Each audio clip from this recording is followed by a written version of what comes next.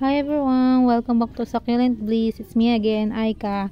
So for today's video, ipapakita ko sa inyo yung update sa hinol natin kay Shopilyn or kay Ma'am Lyn. Yung first haul natin sa kanya na marami. If hindi nyo pa napapanood yung video natin, unboxing kay Miss Lyn, lalagay ko sa description box para mapanood nyo. So let's go, tara na, medyo marami to eh. So, ang first plant na ipapakita ko sa inyo ay, look, may list ako kasi medyo madami para wala tayong makaligtaan. So, ang first plant na ipapakita ko sa inyo ay si Variegated Mickey Mouse. Yan. So, siya sa na-haul natin kay Ma'am Lyn.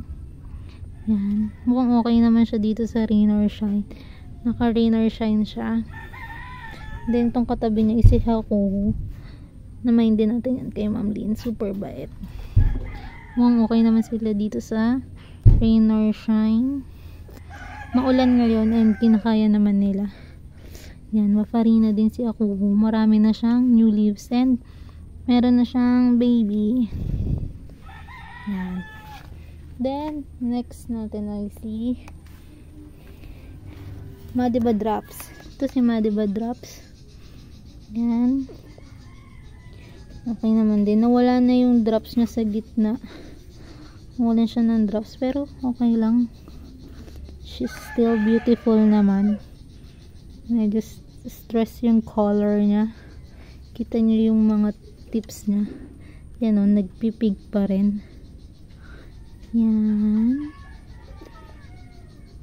Alaga din sila sa detain. Then, next I see Purple Haze. Wait lang, hanapin natin si Purple Haze. Ayun si Purple Haze. Yan. Hindi siya stress kasi hindi siya naaarawan. Nasa loob siya ng may bubong kong greenhouse. Ay, plant rock lang pala. Yan. Nagpipink to pag i-stress sa araw. Pero for now, hindi siya stress kasi maulan. Yan. Then next natin is si Cheesecake. Hindi ko matandaan kung ito ba yung cheesecake na to o yung isa. Pero I think ito si Cheesecake. Dalawa kasi yung cheesecake ko dito sa loob ng rack. Hindi ko matandaan kung ito yung galing kay Lyn. Ito yung cheesecake. Pakita ko na lang pareho. Yan, cheesecake. Super bait din yung cheesecake sa lowland. Kaya kung wala pa kayong cheesecake, mag-mine na kayo. Mabilis din siyang ma-stress. Mabilis siyang ipropa through leaves and stem. Wala siyang arte sa Rain or Shine. Pakita ko sa inyo yung isang cheesecake. Ito yung isang cheesecake ko. Yan o, malaki na siya. Kita nyo naman, may mga pop siya sa mga pinagputulan ko ng flower stalk niya. Yan, may flower na din siya. Wait natin yung flower mag-bloom. Papakita ko sa inyo. If hindi siya puntahan ng aphids or mealybugs. Mabait si Cheesecake sa Rain or Shine. Ito yung cheesecake ko na naka Rain or Shine. Yan.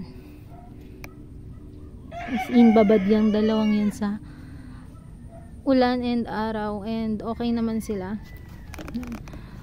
Mabilis din silang ipropa. Yan.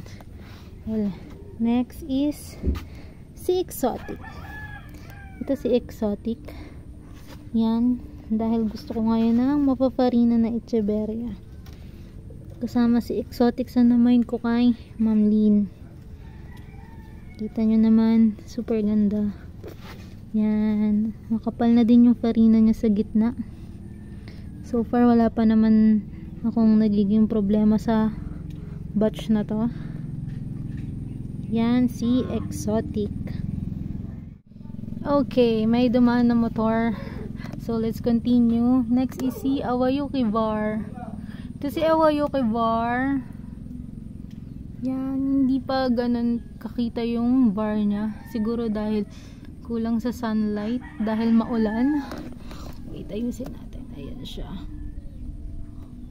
Yan. Mukha namang okay din si Awayuki Var. Hindi ko pa sila nadidiligan kasi panay yung ulan. So, mataas yung humidity. Hindi ako nagdidilig sa kanila kapag maulan para maiwasan natin yung pagkakaroon ng rotting. Yan. Then next on our list is the cream tea. Here's our cream tea.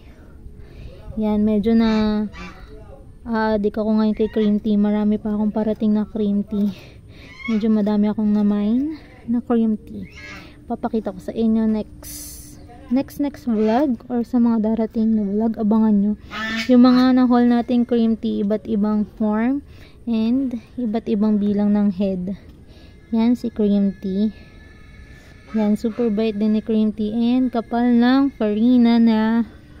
Yan, medyo may mancha lang siya kasi nahawakan ko. Yan si cream tea. Yan. Okay, next on our list is si Laura. Laki ni Laura. Lumaki na si Laura dito. Yan, bumuka na kasi siya. Yan, si Echeverria Laura na makapal din ng farina.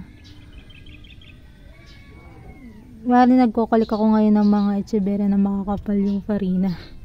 So, pwede nyo na silang isama sa list nyo if gusto nyo mag-collect ng mga Echeverria na may makapal na farina.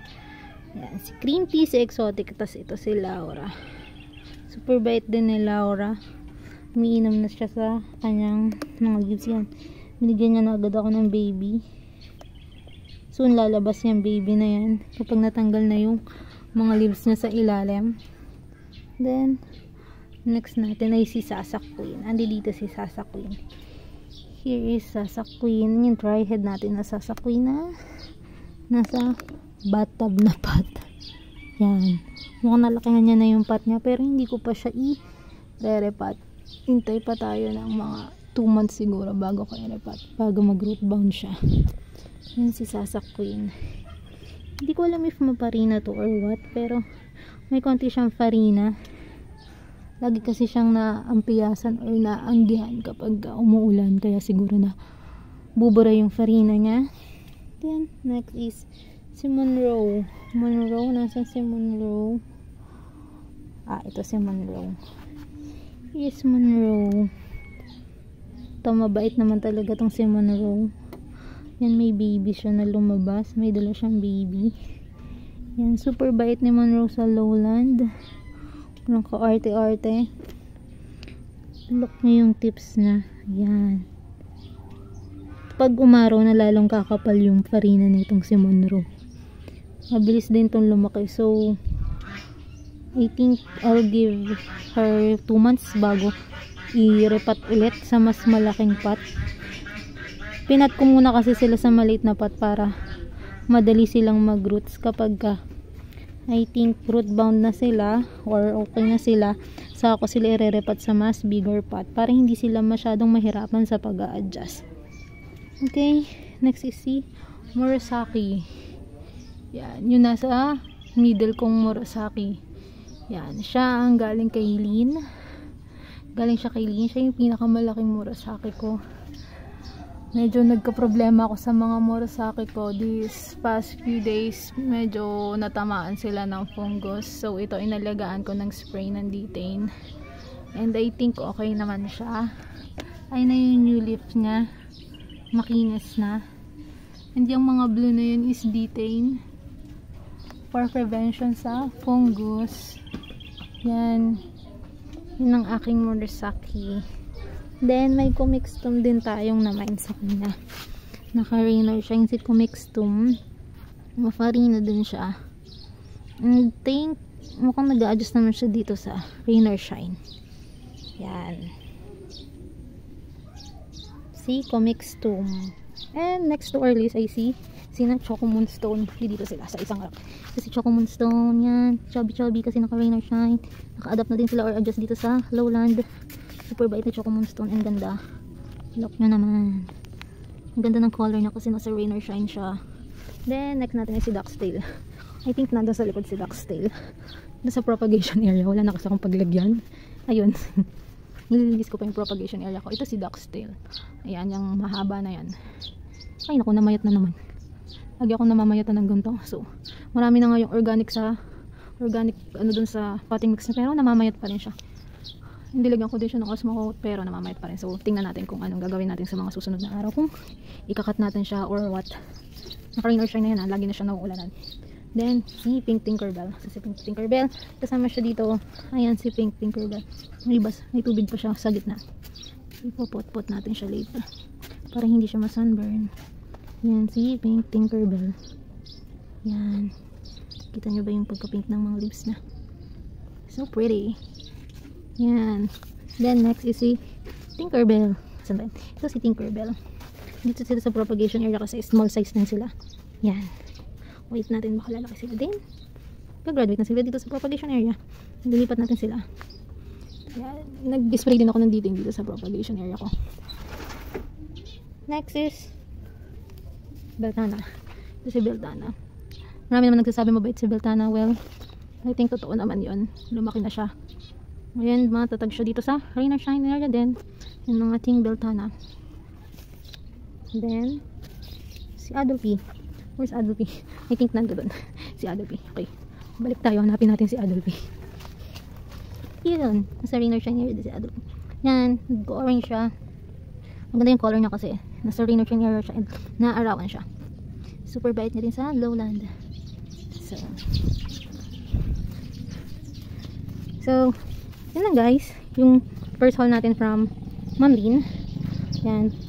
Sa next video naman yung next natin na haul sa kanya. So, yun lang guys. Thanks for watching. Bye!